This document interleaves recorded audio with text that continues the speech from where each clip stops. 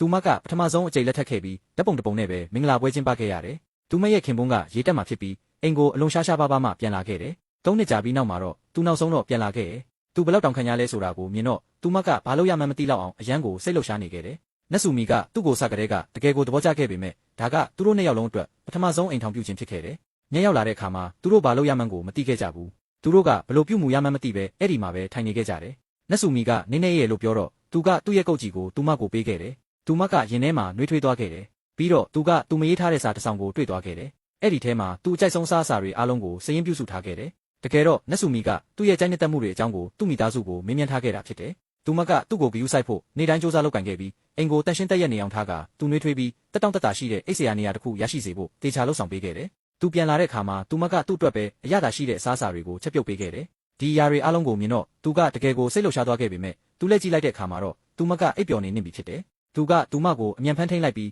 သူ့ရဲ့မွေးရာကိုခောက်ကခေါင်းအုံနေနဲ့သူမကိုပေးခဲ့တယ်။နောက်နေ့မှာသူကနတ်ဆူမီကိုသူ့နာမည်ရင်းကိုဘဲခေါ်ဖို့အရန်ခမ်းနားမဆန်ဖို့ပြောခဲ့တယ်။ဒါပေမဲ့နတ်ဆူမီကအရင်ကယောက်ျားလေးတစ်ယောက်ကိုသူ့နာမည်နဲ့တခါမှမခေါ်ဘူးခဲ့ဘူး။သူမကတကယ်ကိုစူးစမ်းခဲ့ပေမဲ့ခေါ်လို့မထွက်ခဲ့ဘူး။ပြီးတော့သူကလည်းသူမရဲ့နာမည်ကိုခေါ်ဖို့စူးစမ်းရင်းထစ်ထစ်ငေါ့ငေါ့ဖြစ်သွားခဲ့တယ်။သူနောက်ဆုံးမှာတတိမွေးပြီးရုတ်တရက်ပြောထွက်လိုက်တဲ့အထိအခြေအနေတွေကအရန်ကိုအနေရခတ်နေခဲ့တယ်။နတ်ဆူမီသူ့နာမည်ကိုခေါ်တာကြတော့သူမကတုံ့ပြန်ရမယ်ဆိုတာကိုသိခဲ့တယ်။ဒါကသူတို့ရဲ့ပထမဆုံးခြေလှမ်းဖြစ်ခဲ့တယ်။သူကအရန်ကိုစိတ်လှုပ်ရှားပျော်ရွှင်သွားခဲ့တယ်။အရင်ကသူ့မိဘတွေကပဲသူ့ကိုနာမည်ရင်းနဲ့ခေါ်ခဲ့ဘူးတာဖြစ်တယ်။အဲ့ဒါကိုပြန်ကြားရတာကသူ့ကိုတကယ်ကိုပျော်ရွှင်စေခဲ့တယ်။အဲ့ဒီနောက်မှာအဲ့ရပြင်းနေရင်နတ်ဆူမီကသူတို့တိကျအိတ်တင်တလားဆိုတာကိုမတေချာခဲ့ပေမဲ့ဒီညကသူတို့ရဲ့ပထမဆုံးတကယ်တူတူရှိမဲ့များဖြစ်ရမှာပါ။သူမဘာလို့ရမှန်းမသိခဲ့ဘူး။သူရေချိုးပြီးထွက်လာတဲ့အခါမှာအခြေအနေတွေကနောက်တစ်ခါအနေရခတ်သွားပြန်တယ်။နတ်ဆူမီရေချိုးနေုံမှာသူကအဲ့ရတွေကြားကကွာဝေးကိုစပြီးအလွန်ကြုံစင်းစားနေခဲ့တယ်။သူကအရန်ကိုစိတ်လှုပ်ရှားကြောက်ရွံ့လာခဲ့တယ်။သူကရေချိုးခန်းထဲမှာမျက်နှာကိုရေနဲ့ပတ်ဖို့ဆုံးဖြတ်ခဲ့တယ်။ပြီးတော့သူ့စိတ်ထဲပေါ်လာတာကတကားဖွင့်လိုက်ရင်သူမဝတ်စားလဲနေတာကိုမြင်သွားနိုင်တယ်ဆိုတာပါပဲ